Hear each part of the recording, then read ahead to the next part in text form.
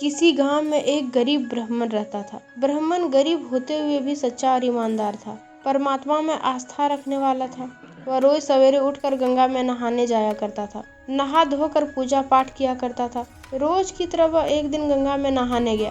नहाकर जब वापस आ रहा था तो उसने देखा रास्ते में एक लिफाफा पड़ा हुआ है। उसने लिफाफा उठा लिया। लिफाफे को खोल कर देखा तो वह ब्राह्मण हक्का बक्का रह गया। लिफाफे में काफी सारे नोट थे।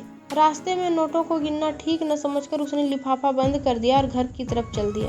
घर जाकर उसने पूजा पाठ करके लिफाफे को खोला। नोट गिनने पर पता चला कि लिफाफे में पूरे 20,000 रुपये थे। पहले तो ब्राह्मण ने सोचा कि भगवान ने उसकी सुन ली, उसे माला माल कर दिया।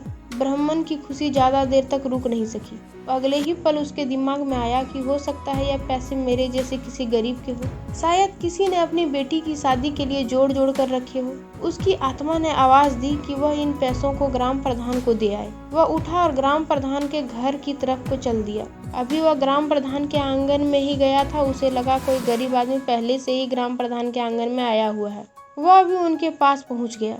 गरीब आदमी रो रो कर प्रधान को बता रहा था कि कैसे कैसे हाथों से उसने पैसे जोड़े थे पर कहीं रास्ते में गिर गए। सारी कहानी सुनने के बाद गरीब ब्राह्मण ने जेब से पैसे निकाले और उस गरीब आदमी को देते हुए कहा, मुझे ये पैसे रास्ते में मिले हैं। आपकी कहानी सुनने के बाद अब यकीन हो गया कि ये पैसे आपके ही हैं। पैसे देखते ही गरीब के चेहरे पर रौनक आ गई। गरीब ब्राह्मण ने कहा, पैसे गिन लीजिए। गरीब आदमी ने ब्राह्मण को धन्यवाद करते हुए कहा, पैसे तो पूरे हैं, इसमें से मैं आपको कुछ इनाम देना चाहता हूँ। गरीब ब्राह्मण ने कुछ भी लेने से इनकार कर दिया। ब्राह्मण अपने घर को वापस आ गया। उसको इस बात की खुशी थी कि उसकी आत्मा की आवाज की आज जीत हुई।